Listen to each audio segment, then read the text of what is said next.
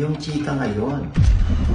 Alin doon? Yun nga, dahil hanggang ngayon marami nang ngulit sa amin. O ano ba, sina Catherine at si Daniel Padilla pa rin.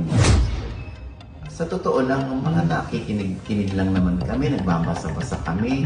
Talagang pinag-uusapan sa social media, yung di umano ay hiwalayan ni Catherine at ni Daniel.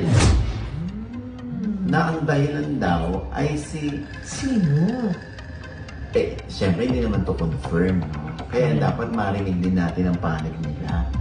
Kasi nililink si Daniel kay Andrea Brillantes. Di ba nakakaloka? Pero di ba tayo dati may mga ganun yung chika?